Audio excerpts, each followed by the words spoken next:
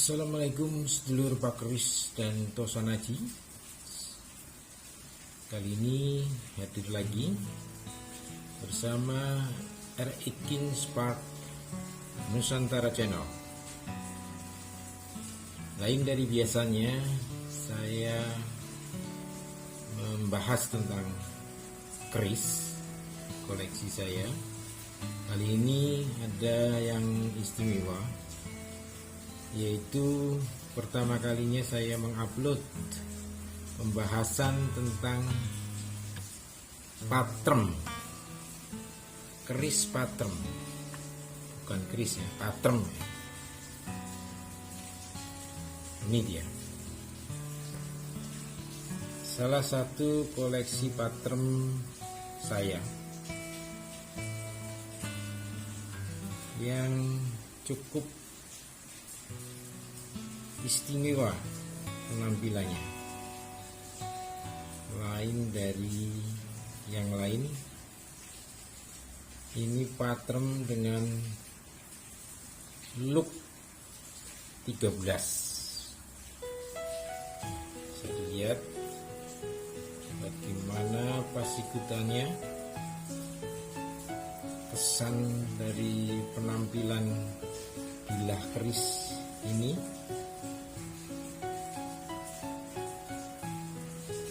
Dengan dua nogo kembar di bagian sor-soran,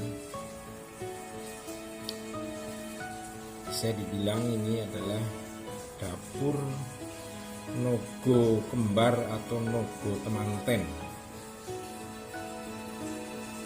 Sebagaimana biasanya keris atau keris kecil berukuran kurang dari 30 cm biasanya disebut patrem ya. Dan ini pun demikian. Ini panjang tidak lebih dari 25 cm bilahnya. Keris patrem biasanya dijadikan suatu piandel atau piandel pribadi ya, senjata pribadi, pegangan pribadi bagi orang Jawa. Karena memang bentuknya yang kecil dan mudah dibawa kemana saja selama beraktivitas. Jadi memang ini adalah keris senjata yang dijadikan pusaka, pegangan oleh orang Jawa. Dan biasanya yang memegang keris patrem ini adalah perempuan. Saya ingat eyang putri saya dulu ada sebuah patrem yang beliau miliki tersimpan di dalam lemarinya, karena saya salah satu cucu laki-lakinya yang diizinkan beliau keluar masuk kamar, dan memang hanya saya yang berani keluar masuk kamar beliau waktu itu.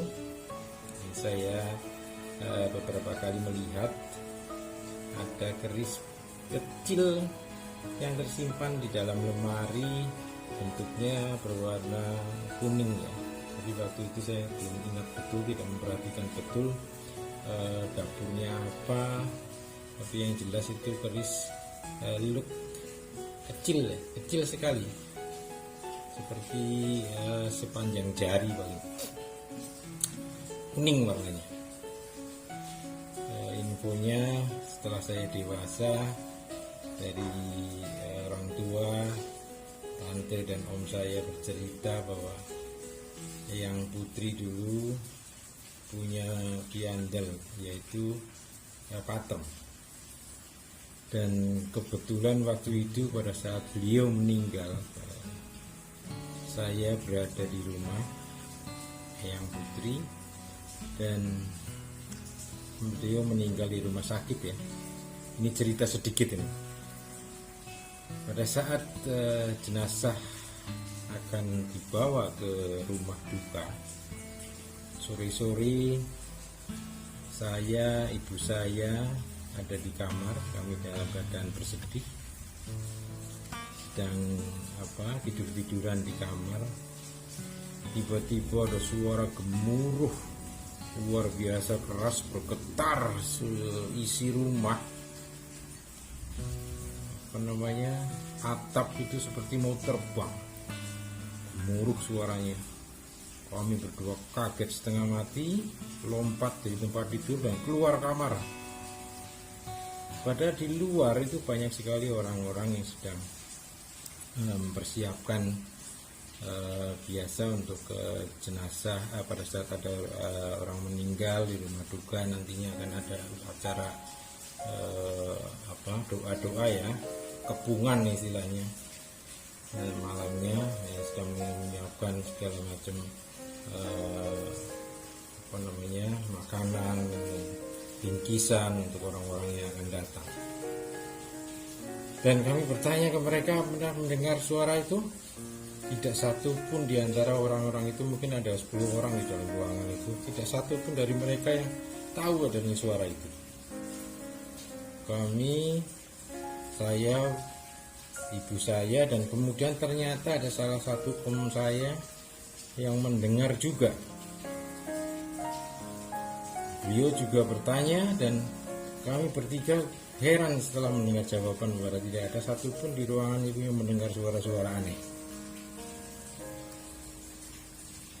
Kemudian beberapa hari kemudian, setelah keluarga berkumpul di rumah duka, bercerita ke sana kemari, akhirnya sampailah cerita pada keris peninggalan Yang Putri ini. Dan kemudian ada om atau tante saya yang mencoba membuka lemari untuk mencari ini, dan ternyata keris tersebut sudah tidak ada lagi di tempatnya. Apakah memang itu ada hubungannya dengan suara getaran atap rumah yang begitu gemuruh dengan hilangnya keris piandel dari Yang Putri ini? Beberapa orang mempercayai hal tersebut, dan itu wallahu alam ya. Tapi itu adalah benar-benar kejadian pribadi saya yang betul saya alami sampai sekarang pun saya ingat masih. Dan ibu saya yang sekarang sudah berusia sekitar 84 tahun pun masih ingat dengan kejadian itu dengan baik. Oke, kembali lagi pada pattern saya ini. Dan saya mengoleksi pattern ini juga sebetulnya deg-degan juga. Tapi saya berpikir dengan logika tanpa harus menjauh dari realita, bahwa ini adalah peninggalan leluhur yang harus kita tetap pegang, kita lestarikan, kita jaga keberadaannya. Ini salah satu bentuk warisan budaya leluhur yang patut kita jaga keberadaannya. Ya, saya sangat menyukai keris ini. Dari melihat dari pasikutannya, ya, looknya 13 itu dalam orang Jawa itu kan berhubungan dengan spiritual kan. Bagi orang Islam sendiri, look 13 ini bisa dikaitkan dengan banyaknya rukun sholat yang dijalankan setiap hari, ya.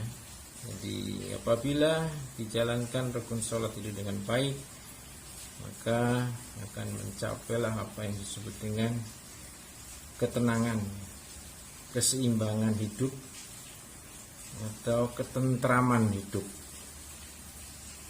Itu look 13 ini mengingatkan akan hal tersebut.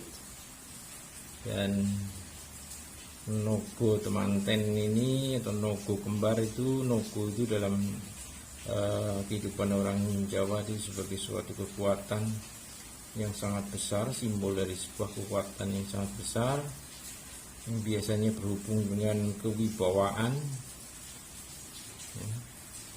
Bagaimana seorang pemimpin harus menjaga kewibawaannya, tergambar dalam simbol nogo kembar ini. Oke, demikian sedulur Pak Krisdanto Sanaji, salah satu koleksi patrem saya. Ada satu lagi, tapi saya masih menyimpan dan belum siap untuk menampilkannya. Ada yang lebih istimewa di sana. Ya, mungkin suatu saat saya akan menampilkan juga dalam YouTube saya, tapi bukan sekarang saatnya. Oke, terima kasih atas waktunya untuk menonton acara ini, dan mohon dukungannya untuk subscribe channel saya ini agar saya bisa terus bersemangat memberikan ulasan-ulasan tentang keris-keris atau tosan aji yang saya koleksi. Sekali lagi terima kasih waktunya, dan wassalamualaikum warahmatullahi wabarakatuh.